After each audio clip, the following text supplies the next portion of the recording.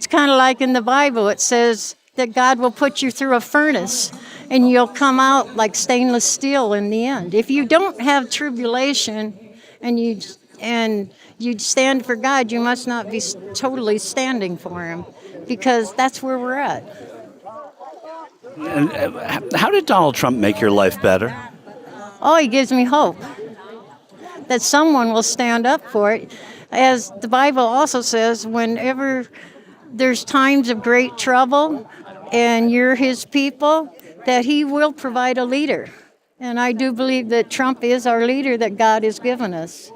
It's kind of like Charleston Heston was called the American Moses, and he was in charge of the NRA and did the "In my dead hands will the guns be pulled." Yeah, and that was his famous statement. Yeah. And I seen where they had the 10 Commandments on public TV, and public TV said Charleston Heston's the American Moses.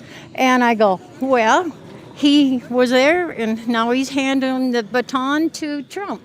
And Trump is our leader. Except that he's not. Morals and standards.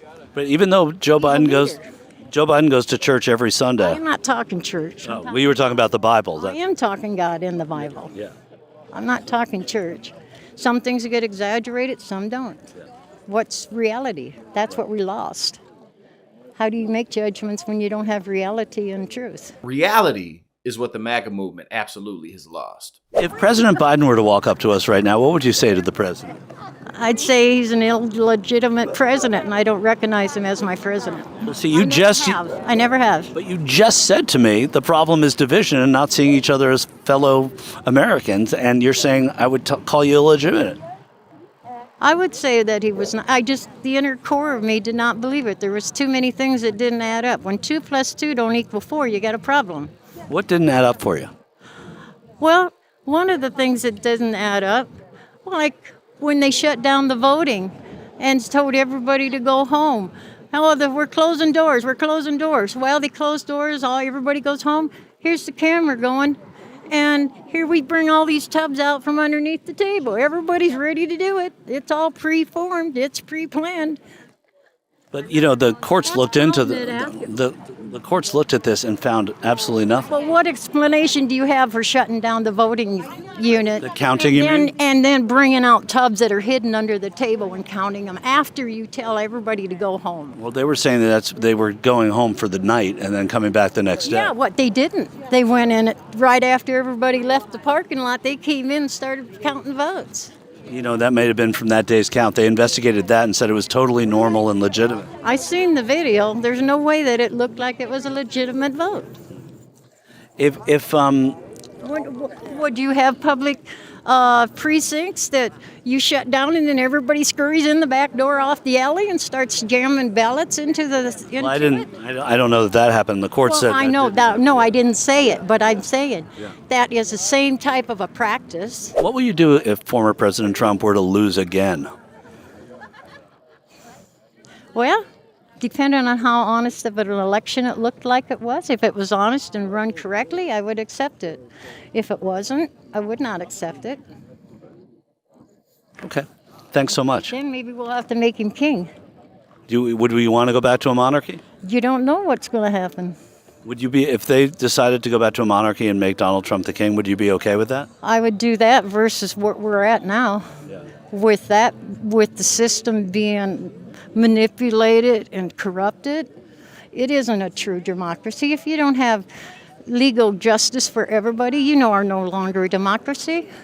That's the whole core of democracy. And of course, the loudest and the proudest freedom-loving patriots are all in favor of King Trump. Get him in there and never let him leave again. But he argues that, quote, a massive fraud of this type and magnitude allows for the termination of all rules and regulations and articles, even those found in the Constitution.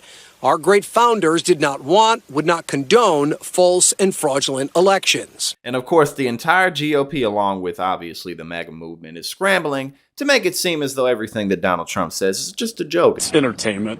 And, we've been around him long enough. It's entertaining. I think it was a joke. I think that's probably just fairly typical Trump rhetoric. We all know Trump uses unique expressions when he explains things. Sometimes a little baby will spout off all sorts of words that you don't take them either literally or seriously. And that's a bit of what we're seeing, I think, from President Trump in his campaign right now. I mean, even Romney, who's no Trump fan, says that, this is, don't take him literally or seriously. A little bit of a repeat of what we saw at his time in office. But look, like, after a while, the reality is that we're just dealing with a massive cult in this country. Because, look, this nation has problems. Our education, healthcare being unaffordable, wages haven't kept up with inflation just being a general problem in all sectors of the economy, our infrastructure not being prepared or repaired for decades. The list goes on and on are the issues that we face. But at the end of the day, Republicans could just find another politician. You could just find another person to vote for. You could just find someone else to follow, not just someone, many other people. You could focus on the issues. You could focus on policy. But that's the issue. They're not focused on that. They're focused on Donald Trump.